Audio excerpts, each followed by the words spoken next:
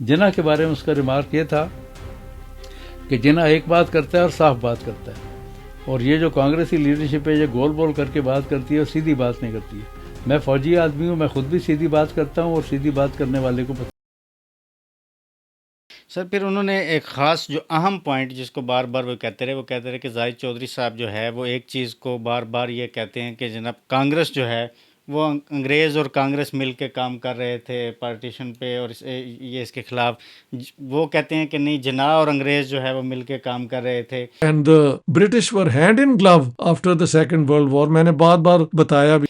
انہوں نے کہا کہ ورلڈ وار 2 سے پہلے اور ورلڈ وار 2 کے بعد، خاص طور پر ورلڈ وار 2 کے درمیان بھی جو ہے وہ قائد اعظم جو ہے وہ ورلڈ وار 2 کے لیے فوجی اکٹھے کر رہے تھے، بھرتی کروا رہے تھے انگریز کی فوج میں، جبکہ کانگریس جو ہے وہ تو ان کے خلاف ہو گئی تھی، انہوں نے تعاون کرنے سے انکار کر دیا تھا. وہ کہتے ہیں کہ تو یہ جو زاہد چودھری صاحب نے ایک تھیسس دیا ہے کہ مسلم لیگ یا جناح جو ہے وہ انگریز کے ساتھ مل کے کام نہیں کر رہے تھے بلکہ کانگریس مل کے کام کر رہی تھی، تو یہ اس تھیسس کو سر کیسے کاؤنٹر کریں گے آپ؟ دیکھیے، سب سے پہلی بات جو یہ ہے کہ ورلڈ وار کا پیریڈ اور ورلڈ وار کے بعد کا پیریڈ، ان دونوں کی جو ڈائنامکس ہے وہ بالکل چینج ہو جاتی ہے. ورلڈ وار کے دوران جب 1941 میں ہٹلر نے حملہ کر دیا سوویت یونین پر، تو کمیونسٹ پارٹی نے بھی اس کو پیپلز وار ڈکلیئر کر دیا تھا، اور وار ایفرٹس میں کمیونسٹ پارٹی نے بھی حصہ لیا. فیض احمد فیض صاحب لیفٹیننٹ کرنل ہو کے ان کے جو تعلقات عامہ کا ڈپارٹمنٹ ہے اس میں چلے گئے تھے. وہ پیریڈ بالکل ہی ڈیفرنٹ ہے. اس میں مسلم لیگ وار ایفرٹس کے اندر سپورٹ کر رہی تھی، اس لیے کہ جو یہ واضح ہو گیا تھا کہ اب انگریز یہاں سے چھوڑ کے جانے والے ہیں، اور انگریزوں کے چھوڑ کے جانے کے بعد کی صورتحال اس وقت امپورٹنٹ ہو گئی تھی کہ آپ نے اب تیاری یہ کرنی ہے کہ انگریز کے جانے کے بعد کیا ہوگا. انگریز کے جانے پر سب سے زیادہ کوئٹ انڈیا موومنٹ کا اصرار انگریزوں کا، یہ ہندو برجوازی کا اس لیے تھا کہ وہ انڈیا، میں یہ بھی یہاں بتاتا چلوں کہ یہ انڈیا کبھی بھی ایک ملک نہیں تھا. یہ پتہ نہیں ڈاکٹر صاحب نے ہسٹری میڈیول پیریڈ کی پڑھی ہے یا نہیں پڑھی ہے. یہ انگریز کے آنے سے پہلے بے شمار پولیٹیکل یونٹس کے اندر ڈیوائیڈڈ تھا. مغل امپائر بکھر چکی تھی، جو صوبے دار تھے وہ اپنی اپنی جگہ پہ نواب بن کے اپنی سلطنتیں بنا چکے تھے. بنگال کا نواب مرشد قلی خان، علی وردی خان، اور پھر آگے سراج الدولہ کی کہانی آ جاتی ہے. اودھ کے نواب، سندھ کے کلہوڑو، اور پنجاب میں رنجیت سنگھ، مرہٹا، یہ سب بن چکے تھے. تو انگریز نے آ کے اس کو 100 سال لگے کہ اس نے آسام، منی پور، میزورام، ناگالینڈ سے لے کر تو کوئٹہ، چمن تک، اور ادھر کنیا کماری سے کشمیر تک، اتنے بڑے بر صغیر کو ایک پولیٹیکل آرڈر کے اندر یا ایک ایڈمنسٹریٹو آرڈر کے اندر، ایک گورننس کے آرڈر کے اندر انہوں نے یونائٹ کیا. تو اس سے پہلے بھی یہ کبھی ایک ملک نہیں تھا، اس کے بعد بھی ایک ملک نہیں ہوا، 2 حصے ہوئے، 3 ہو گئے، اور اب آگے مزید حصے ہونے کی طرف ہسٹری لے کے جا رہی ہے. تو یہ کوئی اٹرنل ہسٹوریکل ٹروتھ نہیں ہے. فرسٹ آف آل یہ بات انڈرسٹینڈ کرنے کی ہے. اس پر سر میں نوٹ کرتا ہوں، اس پر آپ کا ابھی ہلکا باب ذوق میں جو خصوصی اجلاس تھا قیام پاکستان پس منظر پیش میں، اس میں آپ کا بڑا ہسٹوریکل اس میں پورا ایک، جی ہاں، تو وہ بھی اگر آپ لنک اس میں ساتھ میں شامل کر دیں حاضرین سامعین کی جو ہے اس کے توجہ کے لیے، تو وہ بہتر ہوگا. تو کہنے کا یہ مطلب ہے کہ اب یہ جب جانے کا معاملہ اوپن ہو گیا کہ اب انگریز جا رہا ہے، تو ہر وہ کمیونٹی جو ہندو میجورٹیرینزم کے سے عدم تحفظ کا شکار ہو رہی تھی، انہوں نے اپنی اپنی تنظیمیں بنانی شروع کر دی ہیں، اور انہوں نے پھر اس کے حاصل کرنے کے لیے انگریزوں کی طرف دیکھنا شروع کیا اور انگریزوں سے مطالبے شروع کیے. اور اس ہندو میجورٹیرین ازم کی جو نمائندہ جماعت تھی کانگریس، اس کے برعکس انہوں نے انگریزوں سے تعاون شروع کر دیا تھا. اس میں مسلم لیگ ہی نہیں تھی، یہ اکالی پارٹی بھی تھی، دلت بھی تھے، اور جنوبی ہندوستان میں جو ڈی کے پارٹی، دراوڑوں کی جو پارٹی تھی، ان کو بھی ہندو برہمنزم کی ڈومینیشن کے سے خوف تھا، تو وہی جو آگے چل کے ڈی ایم کے بنی، یہ 1944 میں ڈی کے بن گئی تھی، کیونکہ 44 میں واضح ہو گیا تھا کہ امریکہ جا رہا ہے۔ تو اس کے بعد برہمنزم کے چھائے جانے کا خوف سب پہ طاری ہو گیا تھا۔ دلتوں نے، امبیدکر نے اور جوگیندر ناتھ منڈل نے اپنی ایک جماعت بنائی، جس میں انہوں نے شیڈیولڈ کاسٹ فیڈریشن بنائی، جو پھر آل انڈیا شیڈیولڈ کاسٹ فیڈریشن بن گئی۔ تو اس صورتحال میں جو کیفیت تھی کہ انگریز کا کون ساتھ دے رہا ہے، کون نہیں دے رہا، اور کانگریس کا کون ساتھ نہیں، کانگریس کا ساتھ یہ لوگ اس لیے نہیں دے رہے تھے، ایون ہندو مہاسبھا کانگریس کا ساتھ نہیں دے رہی تھی، آر ایس ایس کانگریس کا ساتھ نہیں دے رہی تھی، کیونکہ وہ بالکل ہی صورتحال ہے کہ جی ہندو مہاسبھا اور یہ جو آر ایس ایس ہے یہ کمپلیٹ ہندو ریاست بنانا چاہتے تھے۔ تو اس حوالے سے اب آگے دیکھ لیتے ہیں، آپ نے کمیونسٹوں کے حوالے سے سوال کیا، تو یہ وار ایفرٹس کے حوالے سے آپ کا سوال تھا۔ تو وار ایفرٹس میں یہ صورتحال تھی، لیکن ویول جو اس زمانے میں جہاں وائس رائے بن کے آیا تھا، اس کا بیسک ایجنڈا یہ تھا کہ وار کے خاتمے کے بعد ٹرانسفر آف پاور کیسے ہوگی، کیونکہ 43 میں یہ طے ہو گیا تھا کہ اب ٹرانسفر آف پاور ہونے، تو ویول کا مین ایجنڈا یہ تھا۔ اس نے آ کے گاندھی سے ملاقاتیں کی، جناح سے کی، راج گوپال آچاریہ سے کی، پھر یہ جو کوئٹ انڈیا موومنٹ میں اریسٹ ہوئے تھے ان کو بھی رہا کیا گیا کہ یہ آپس میں لیڈر مل کے کسی فارمولے پر پہنچے۔ ویول ہی کے اس پیریڈ میں جنگ کے خاتمے کے بعد پھر یہاں وزارتی مشن آتا ہے، پھر وہ گروپنگ اسکیم آتی ہے، وہ سارا کچھ ہوتا ہے۔ اس پیریڈ میں ویول کا جو ڈائری ہے وہ ڈاکٹر صاحب مہربانی کر کے پڑھیں، جو وائسرائے جنرل کے نام سے ہے، اس میں وہ گاندھی اور کانگریسی لیڈروں کی شروع میں بہت تعریف کرتا ہے، اور جناح کے بارے میں اس کا بڑا نیگیٹو رویہ ہوتا ہے۔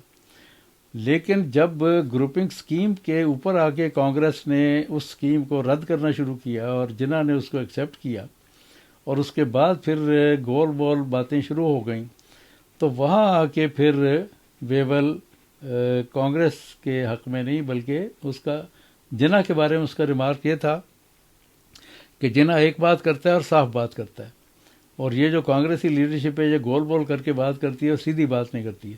میں فوجی آدمی ہوں، میں خود بھی سیدھی بات کرتا ہوں اور سیدھی بات کرنے والے کو پسند۔ یہ اس کے آخری جو ڈائری کے الفاظ ہیں وہ ہیں، جس کے بعد پھر جب اس کے اور کانگریس کے درمیان اختلاف شروع ہوتا ہے تو کانگریس کی شکایت پر اس کو ڈسمس کر دیا جاتا ہے دسمبر 46 کے اندر، اور پھر کانگریس ہی کی فرمائش پہ یہاں ماؤنٹ بیٹن کو لایا جاتا ہے، اور ماؤنٹ بیٹن اور کانگریسی لیڈرشپ اور اسپیشلی نہرو اور ماؤنٹ بیٹن کے درمیان ریلیشن شپس کے بارے میں بہت کچھ لکھا گیا ہے، اس میں لیڈی ماؤنٹ بیٹن کا بھی ذکر آتا ہے، میں اس تفصیل میں نہیں جاتا۔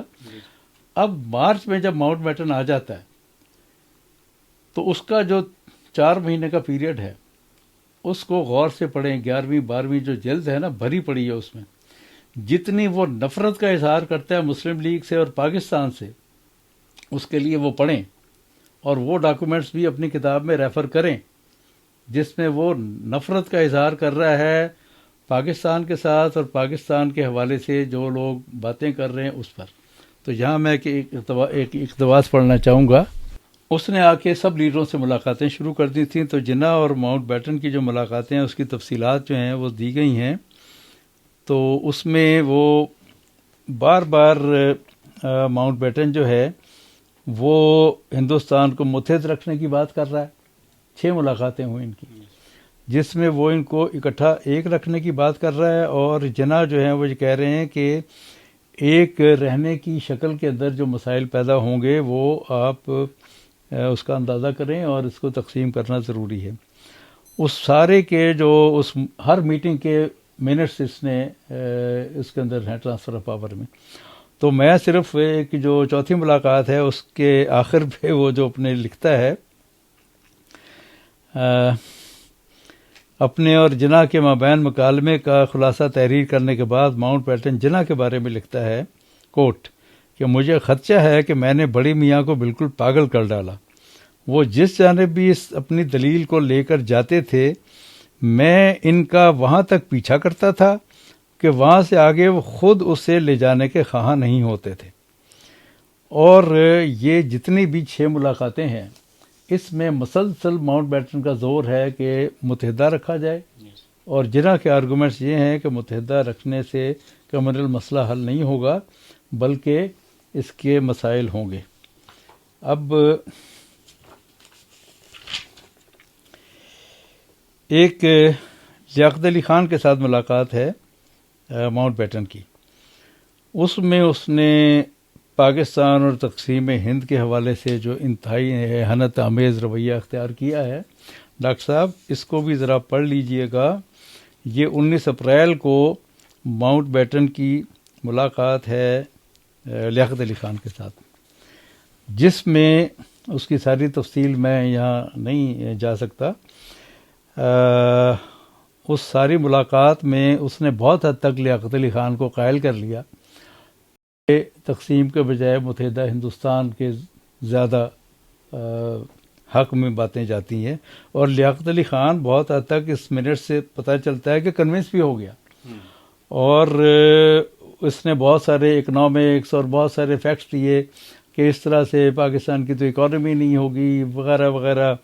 تو لیاقت علی خان نے یہ بھی کہا کہ اچھا اگر آپ یہ سارے فیکٹس جناح صاحب کے سامنے رکھیں تو ہو سکتا ہے کہ وہ تقسیم سے ہٹ کے متحدہ ہندوستان کے رہنے کے حق میں آ جائیں. تو میں صرف اس کا جو آخری اس پوری ملاقات کے منٹس اس نے لکھے ہیں ماؤنٹ بیٹن نے، آخر میں اس نے لکھا ہے کہ کوٹ، میرا تاثر یہ ہے کہ لیاقت علی خان اس پاگل پاکستان سے زیادہ معقول حل کی تلاش میں میری امداد کرنے کا ارادہ رکھتا تھا. میڈ پاکستان لکھا ہے ماؤنٹ بیٹن نے پاکستان کو، پاگل پاکستان. تو یہ مسلم لیگ اور ماؤنٹ بیٹن پاکستان کے لیے کام کر رہے تھے، یا ماؤنٹ بیٹن پاکستان کے بجائے متحدہ ہندوستان کے لیے کام کر رہا تھا؟ ڈاکٹر صاحب یہ 19 اپریل کا ڈاکومنٹس پہ سے نکال کے پڑھیے اور اس کو بھی کوٹ کیجئے. ڈنڈی نہ ماریں، ڈنڈی آپ مار رہے ہیں، ہم نہیں مار رہے. سر آپ نے ابھی کہا کہ ماؤنٹ بیٹن جو ہے وہ میڈ پاکستان کہہ رہا تھا، وہ کہہ رہے ہیں کہ جناح جو ہے وہ ضد پہ اڑے ہوئے تھے، جناح کمپرومائز نہیں ہو رہے تھے. ان کو پرائم منسٹر شپ کی آفر بھی کی گئی، وہ بھی انہوں نے ٹھکرا دی. وہ کہتے ہیں وہ ضد کی وجہ سے اڑے ہوئے تھے. یعنی جو بر صغیر کے بنگال سے لے کر اور کوئٹہ تک ایک وسیع مسلم پاپولیشن لے کے رہیں گے پاکستان، بن کے رہے گا پاکستان کے نعرے لگا رہے تھے، وہ ان کا مطالبہ تھا یا محض جناح کی ضد تھی؟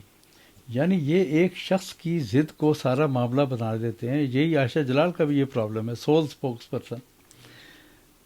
بھائی یہ بر صغیر کے مسلم عوام الناس کی خواہش اور ان کے عدم تحفظ کے نتیجے میں پاکستان تحریک چلی.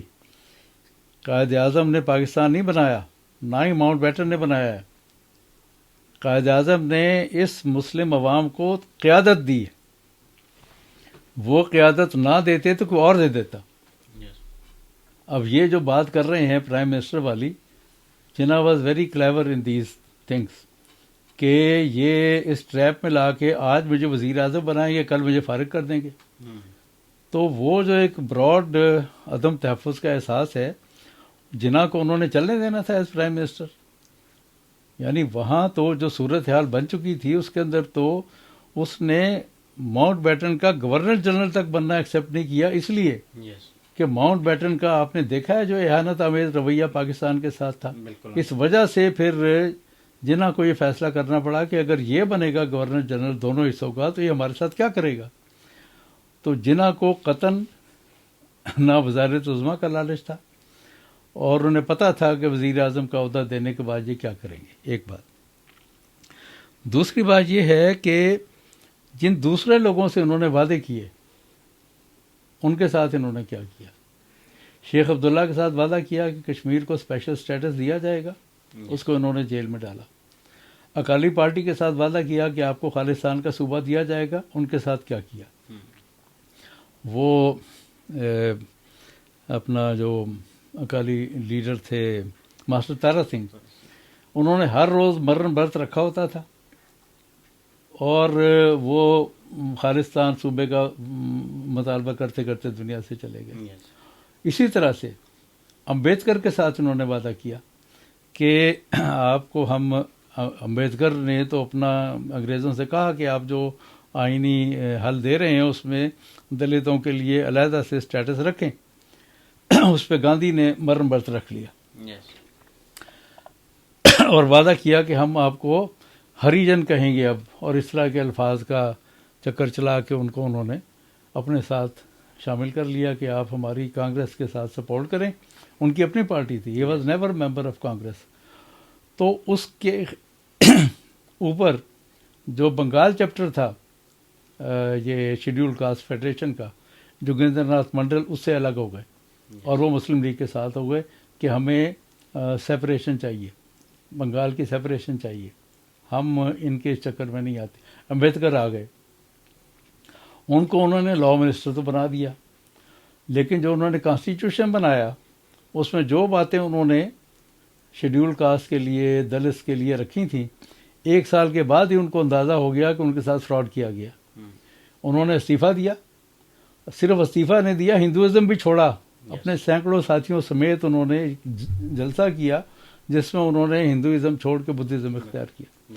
یہ انہوں نے کیا ان لوگوں کے ساتھ جن سے وعدے کیے گئے تھے. تو جناح کو تو سمجھ آ گئی تھی کہ یہ کس طرف لے کے جا رہے ہیں. تو that's why he didn't accept that prime ministership. Sir وہ آرگیومنٹ کو اسٹرانگ کرنے کے لیے کہتے ہیں کہ کانگریس کی لیڈرشپ جو ہے وہ تو جیلیں کاٹ رہی تھی، جبکہ جناح جو ہے ایک دن کے لیے جیل نہیں گئے اور مسلم لیگ کی لیڈرشپ جیل میں نہیں گئی. جیل میں جانا ہی اگر کرائیٹیریا ہے، بات پہلے اس کو سمجھنے کی کوشش کریں. کانگریس کے آبجیکٹیوز کیا تھے؟ اگر آپ نے اس ہندو بورژواز کے آبجیکٹیوز کو سمجھنا ہے نا، تو آپ نہرو کی کتاب ڈسکوری آف انڈیا پڑھیں. وہ مڈل ایسٹ سے لے کے فار ایسٹ تک ایک امپائر بنانا چاہ رہے تھے، اور انگریز سے وہ ٹرانسفر آف پاور چاہتے تھے. جیسے میں نے ابھی ذکر کیا کہ انگریز نے اتنے بڑے سب کانٹیننٹ کو ایک پولیٹیکل ایڈمنسٹریٹو یونٹ میں جمع کر دیا، جو کہ ifs اینڈ بٹس ہسٹری میں نہیں ہوتے. اگر انگریز نہیں آتے تو یہاں کوئی 10-12 ریاستیں بنی ہوتی، مراٹھوں کی ہوتی، سکھوں کی ہوتی، نوابوں کی ہوتی، فلاں کی ہوتی، فلاں کی ہوتی.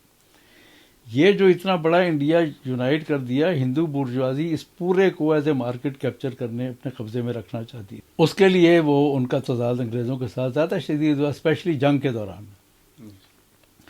تو جنگ کے دوران میں ان کا دباؤ یہ تھا کہ اس میں جب انگریز کو شکست ہو رہی ہے، اس صورتحال سے پورا فائدہ اٹھایا جائے اور فوری طور پر اقتدار پہ قبضہ حاصل کیا جائے. اس حوالے سے اس کو دیکھنا چاہیے. جیل میں جانا نہ جانا وہ کرائیٹیریا نہیں ہے. اس کو اس کانٹیکسٹ میں دیکھنا چاہیے کہ بر صغیر کے جو مسلم اکثریتی صوبوں کے اور خاص طور سے جو باقی مسلمان تھے، ان کی بنیادی ڈیمانڈ اس وقت